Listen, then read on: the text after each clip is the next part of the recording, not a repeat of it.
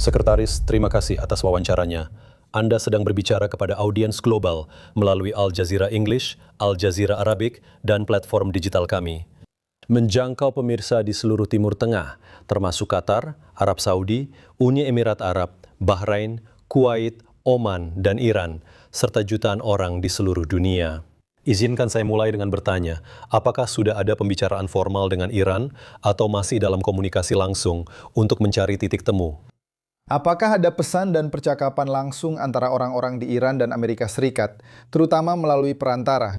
Sudah ada pembicaraan dan Presiden selalu lebih memilih diplomasi serta penyelesaian melalui negosiasi, dan sebenarnya kita bisa saja melakukan itu lebih awal.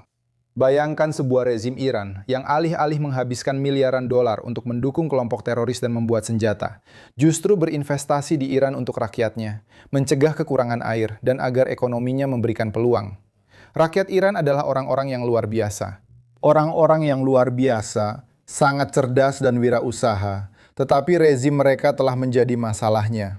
Sebaliknya, mereka memilih untuk menghabiskan kekayaan negara dengan mendukung Hizbullah, Hamas, dan milisi Syiah di Irak, membuat Suriah tidak stabil, serta mensponsori terorisme di seluruh dunia, membangun drone dan senjata untuk mengancam negara-negara tetangga mereka. Kami akan menyambut Iran yang dipimpin oleh orang-orang dengan visi masa depan yang berbeda, dan jika kesempatan itu muncul, kami akan memanfaatkannya. Apa tuntutan utama Anda terhadap Iran pada tahap perang saat ini? Rezim Iran tidak boleh pernah memiliki senjata nuklir dan harus berhenti mensponsori terorisme, serta membangun senjata yang mengancam negara-negara tetangganya. Rudal jarak pendek yang diluncurkan itu hanya punya satu tujuan, yaitu menyerang Arab Saudi, Uni Emirat Arab, Qatar, Kuwait, dan Bahrain. Itulah jangkauan senjata-senjata tersebut. Mereka memiliki ribuan rudal itu dan telah membangun banyak, jumlahnya sangat luar biasa.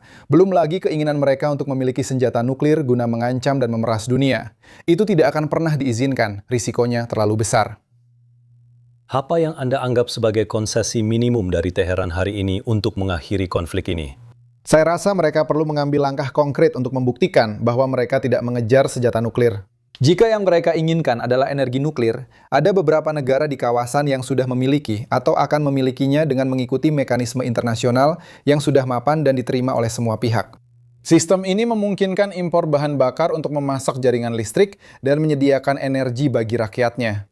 Yang tidak boleh mereka miliki adalah sistem yang memungkinkan mereka dengan cepat mengubah proses tersebut menjadi senjata nuklir. Mereka harus berhenti memproduksi semua drone dan rudal itu. Kita baru-baru ini melihat bahwa mereka berbohong. Mereka menyangka memiliki rudal jarak jauh, tetapi mereka menembakkan 2 rudal yang jauh melebihi batas yang menurut Menteri Luar Negeri mereka sendiri beberapa hari sebelumnya mustahil untuk dicapai. Mereka harus meninggalkan program persenjataan dan ambisi nuklir mereka. Jika mereka melakukan itu, masa depan Iran bisa cerah. Tapi mereka harus memilih jalan itu. Dan selama 47 tahun mereka menolak untuk mengikutinya.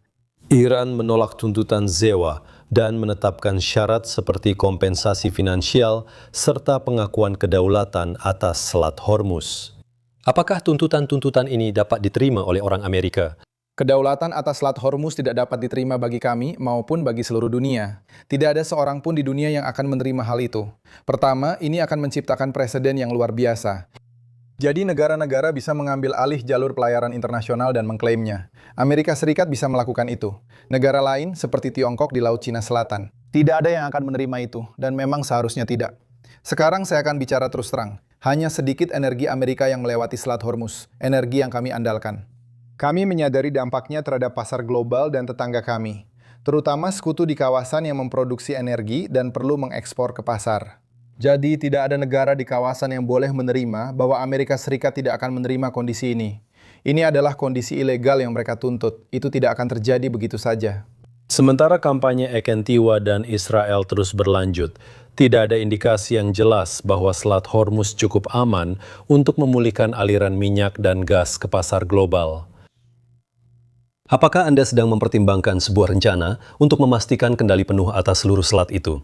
Ya, Selat Hormuz akan tetap terbuka. Ketika operasi ini selesai, selat itu akan tetap terbuka, bagaimanapun caranya.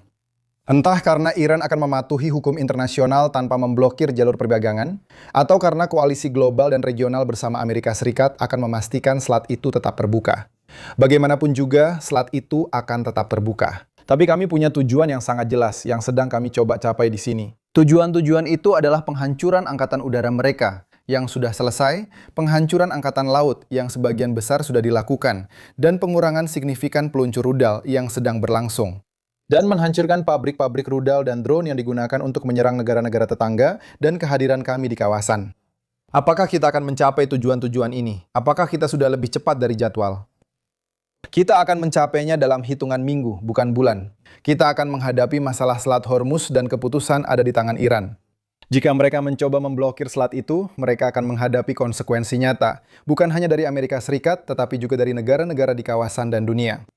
Sekutu-sekutu regional Anda di kawasan, fasilitas energi penting mereka sedang dibombardir, kota-kota mereka dibombardir hampir setiap hari, dan mereka mencari jalan yang jelas untuk kembali ke stabilitas. Apa pesan Anda untuk mereka?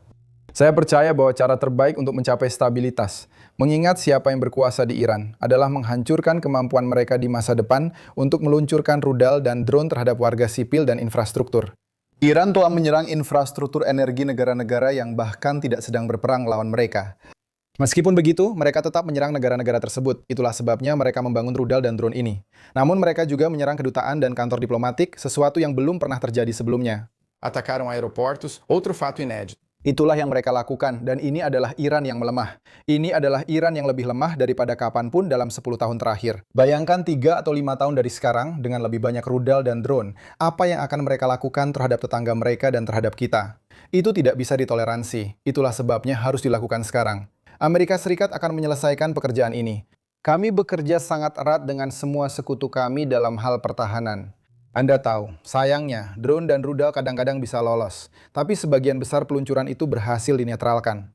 Mereka ditembak jatuh sebelum mencapai target atau kehancurannya akan sangat besar. Negara-negara ini adalah negara yang kuat dan stabil di kawasan. Mereka adalah sekutu dan teman kita, dan kita akan terus hadir mendukung mereka dalam serangan ini. Ngomong-ngomong, mereka bukanlah pihak yang bertanggung jawab. Iran menargetkan mereka sebagai balasan, menunjukkan dengan siapa kita berurusan, sayangnya. Tapi sepertinya Selat Hormuz bukan satu-satunya hal yang perlu Anda khawatirkan. Dengan Houthi meluncurkan rudal ke Israel, Bab al-Mandab dan Laut Merah menjadi masalah yang harus Anda pertimbangkan kembali dengan serius. Bisa jadi, ini adalah masalah yang terus berlanjut. Ketika mereka melakukan itu, Amerika Serikat bereaksi, begitu juga banyak sekutu regional di masa lalu.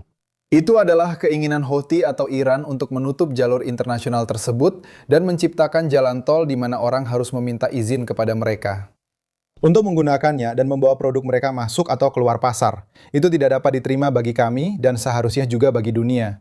Ini sangat penting. Saya senang dengan upaya Bahrain dan Perserikatan Bangsa-Bangsa yang kami dukung untuk membentuk koalisi yang menolak skenario dunia seperti ini. Dan di mana, baik orang Iran di satu sisi maupun Houthi di sisi lain, mengendalikan jalur perairan internasional dan menghalangi arus barang antar negara-negara. Kami tidak akan menerima hal itu, dan dunia pun seharusnya tidak. Apakah Anda kebetulan memiliki keberatan terhadap pernyataan Mushtaq al-Khamenei? Tetap berkuasa setelah semua ini berakhir, dan Garda Revolusi Islam tetap menjalankan peran penting seperti yang mereka lakukan saat ini. Pertama, kita bahkan tidak tahu apakah dia masih berkuasa, terlepas dari apa yang orang katakan. Tidak ada yang mendengar, tidak ada yang pernah mendengar tentang dia. Semuanya sekarang menjadi tidak jelas. Tidak jelas bagaimana keputusan diambil di Iran. Tapi tujuan kita di sini, sejak awal, tidak melibatkan kepemimpinan. Apakah kita ingin melihat perubahan? Apakah kami ingin? Apakah kami pikir rakyat Iran pantas mendapatkan kepemimpinan yang lebih baik daripada yang mereka terima dari rezim ulama? Tentu saja. Apakah kami akan patah hati jika terjadi perubahan kepemimpinan? Sama sekali tidak.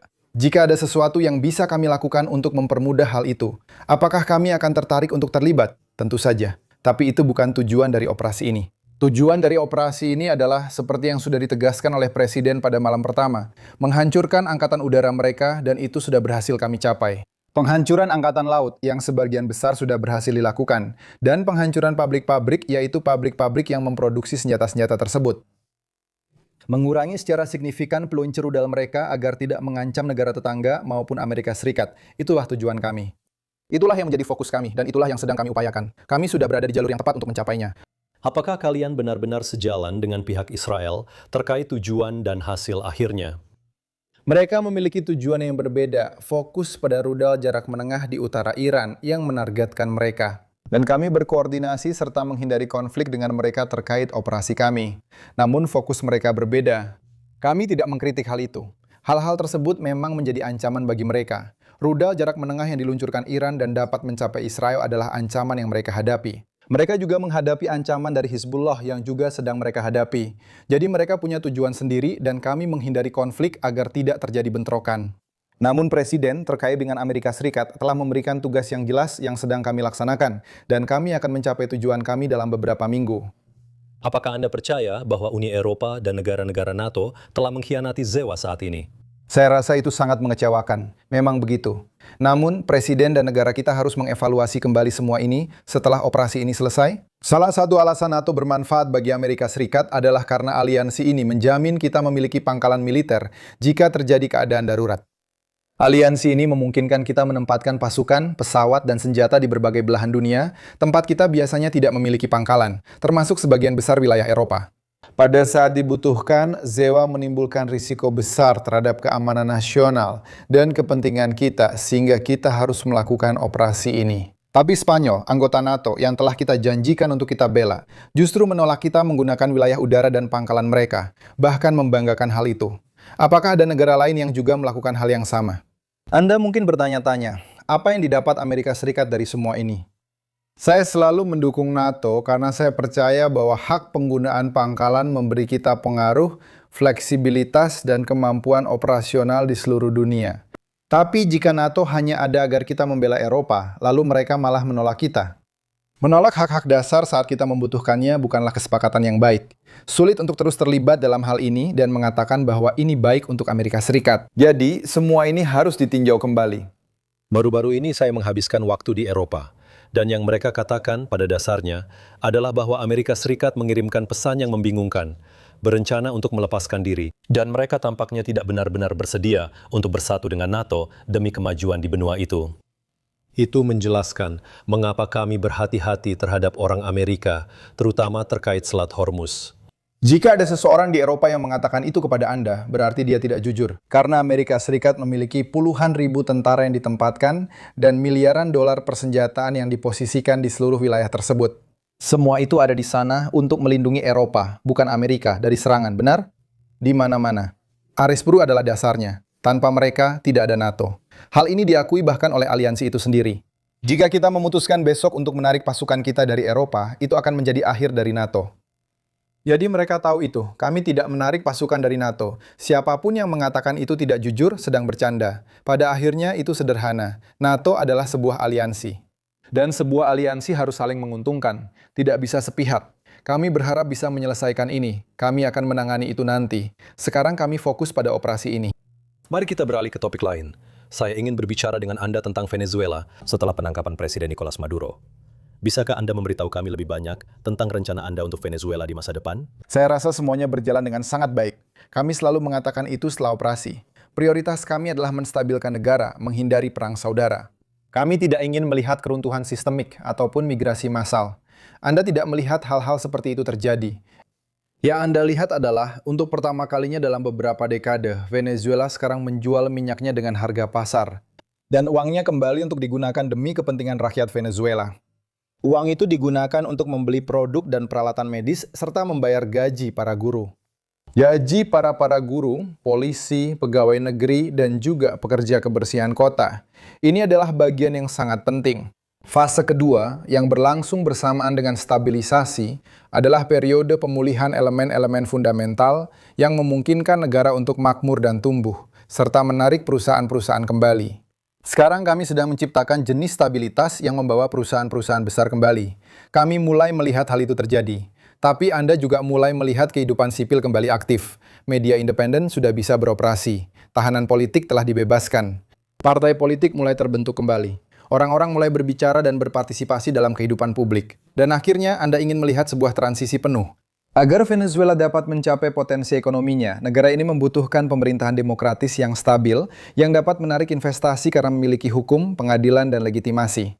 Jadi kita sudah berada di jalur yang benar, dan banyak dari keberhasilan ini adalah berkat otoritas sementara yang telah mengambil tanggung jawab tersebut. Kami berdialog dengan kedutaan kami setiap hari. Kami sangat optimis tentang hal ini. Banyak orang berasumsi bahwa Washington akan fokus ke Kuba begitu perang di Timur Tengah berakhir. Keputusan atau kebijakan apa yang ingin Anda lihat untuk perubahan rezim? Sejujurnya, kami tidak membutuhkan apapun dari Kuba. Mereka yang membutuhkan kami. Saya merujuk pada rezim mereka. Masalah Kuba itu mendasar. Dan kami mencoba menjelaskan hal itu kepada siapapun yang mau mendengarkan.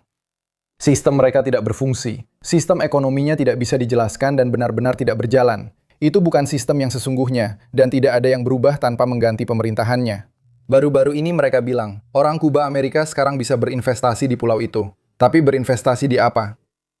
Berinvestasi di negara yang memiliki hukum sewenang-wenang, tidak ada sistem pengadilan dan keadilan yang jelas. Siapa yang mau berinvestasi di situ? Kamu juga tidak bisa memiliki kemakmuran ekonomi tanpa tingkat kebebasan politik yang minimal. Saat saya ikut serta dalam kehidupan ekonomi suatu negara, jika saya tidak suka dengan regulasi atau aturan yang berlaku, atau ada kebijakan yang merugikan saya harus punya hak untuk mengeluh.